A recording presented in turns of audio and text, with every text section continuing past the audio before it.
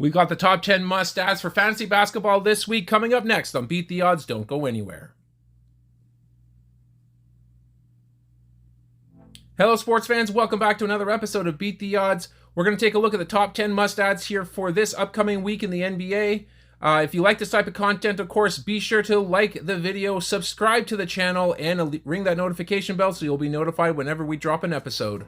Also, if you think that there's a player that deserves to be on this list, make sure to leave a comment below on who that might be. Just a reminder here, we're taking a look at all players that are available in 40% of leagues or more.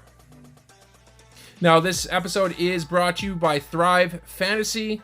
Use this promo code BEATTHEODDS to double your first deposit up to $250. And if the Spider scores 1 point in his game against the Warriors, you win. Let's jump to some questions here. We have Kano Demir asking, who is the better Orlando Magic player to stream between Goga, Mo Wagner, or Suggs? We have Goga here with 6 points over the last 2 weeks with 4.4 rebounds and 1 assist. And then, of course, Mo Wagner had 12.9 points on with 4.6 rebounds and 0.7 assists in 18 minutes. They're both going to be worthy of a look in fantasy squads here, but if I were to choose between the two, I would choose Mo over Goga unless you need blocks. Now, of course, the others in the list here are actually made it on this week's list. The second question here is if you should pick up Herb Jones over Jabari Smith Jr. in an H2H league. Although I do like Herb Jones, it's hard to argue against Jabari Smith. He's got 15 points, 7.3 rebounds, 1.5 assists in the last 2 weeks. He is shooting a whole lot better here than he was last year, and I would imagine that he's going to get back to his block a game here soon enough, and he'll be a huge asset. All right, let's jump right in here. At number 10, we have Hayward Highsmith, 3% owned, 23 minutes per game here last week. He had 9 points, 1.8 rebounds, 0.8 assists, 2 3-pointers, 0.8 steals, 1.3 blocks, and 0.8 turnovers. 59% shooting from the field and 100% from the line.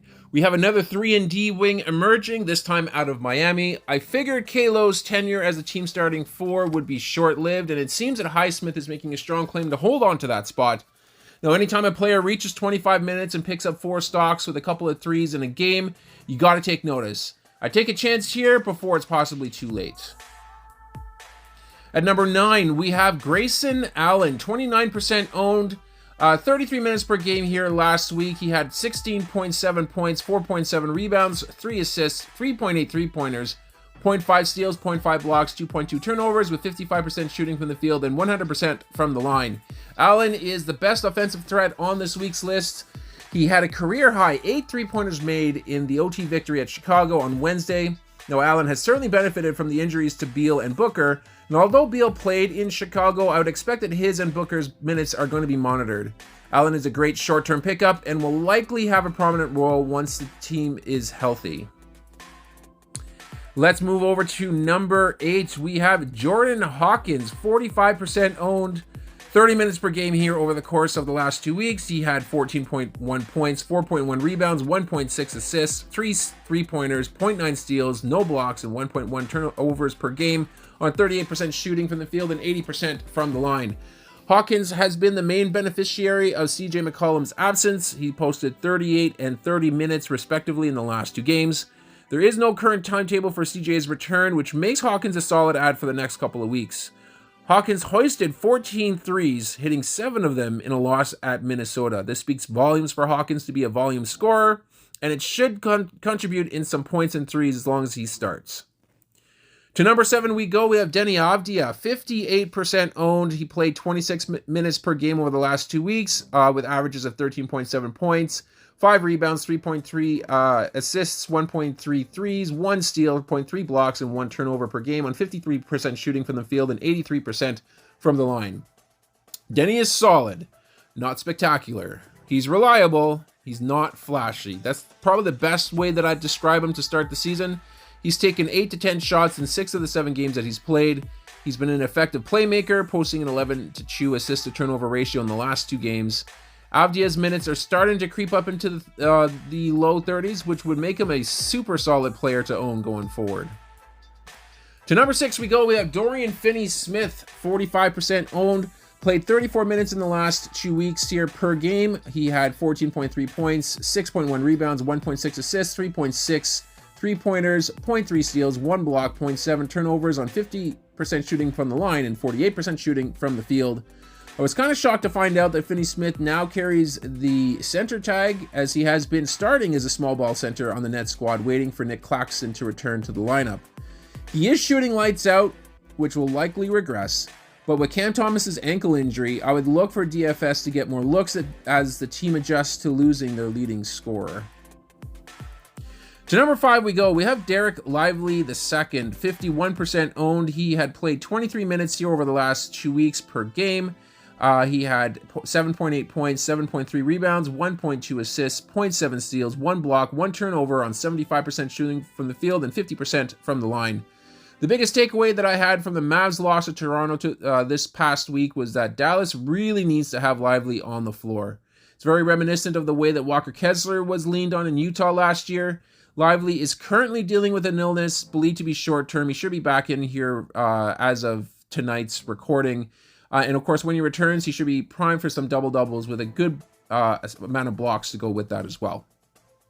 Let's go to number 4. We have Grant Williams, 51% owned. Played 31 minutes over the course of his games here in the last 2 weeks. He had 13.6 points, 3.9 rebounds, 1.3 assists, 3.3 three-pointers, 0.3 steals, 0.6 blocks, 0.6 turnovers, on 53% shooting from the field and 63% from the line. Now, sticking with the Mavs, I really don't think that there's any other player who has benefited more from a change of scenery than Williams. He's carving out an effective third option role behind Luka and Kyrie, and he's been rewarded with a career high in minutes played along with career high production across the board.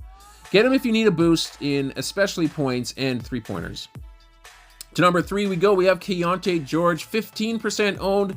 Played 22 minutes per game over the last 2 weeks with averages of 7.3 points, 2.3 rebounds, 4.1 assists, 1.3 three-pointers, 0.4 steals, 0.1 blocks, 1.8 turnovers on 40% shooting from the field and 67% from the line. Well, Taylor Horton-Tucker is now out as the starter as a team who's off to a 2-7 start looks for answers to bolster their starting lineup. It had currently been plagued by turnovers and inconsistent play. My guess is that having George in the lineup will kind of stabilize that there a little bit, and he should have a fair shot to prove himself, which he did in his first start, collecting 9 assists to only 1 turnover. He's widely available now, but that probably won't last. Let's go to number 2. We have Jalen Suggs, 45% owned, played 27 minutes per game over the course of the last 2 weeks. 11.9 points, 5 rebounds, 3.3 assists, 1.3 three-pointers, 2.6 steals, 0.7 blocks, 2.1 turnovers per game, 43% shooting from the field, and 80% from the line. At 2.3 steals per game, Suggs is tied for 3rd in the league in that category for the season. For that reason alone, he should be rostered on your squad if he is available in the waivers. He doesn't shoot well, 40% for the season, but he's knocking down his free throws at a good clip at 80%. Now, as a note, he's doing all of this while playing less than 27 minutes per game for this season. His steal rate is no fluke, and he should be near the league lead when this season comes to an end. And finally, let's go to number 1. We have Marcus Sasser, 35% owned, played 21 minutes per game over the last 2 weeks with averages of 11.3 points, 2.9 rebounds, 2.9 assists, 1.9 three-pointers, 1.1 steals, 0.1 blocks, 0.8 turnovers, with 55% shooting from the field and 100% from the line. Jaden Ivey is out, Alex Burks is out, Killian Hayes has joined the starting ranks, giving Sasser an ample boost in playing time. He's averaged 30 minutes per game in the last 4, and he's put up 19 points and 3 three-pointers made with a steal. Don't expect too many assists from Sasser, as Detroit has a wealth of playmakers. Even when Detroit gets healthy, I still do think that Sasser has shown enough to be a lock for some serious minutes this year. And that's going to do it here for this episode. I hope you guys enjoyed it. If you did, please leave a like on the video and subscribe to the channel for more content like this. I'm going to sign off for now, but I'm going to catch you guys on the next episode.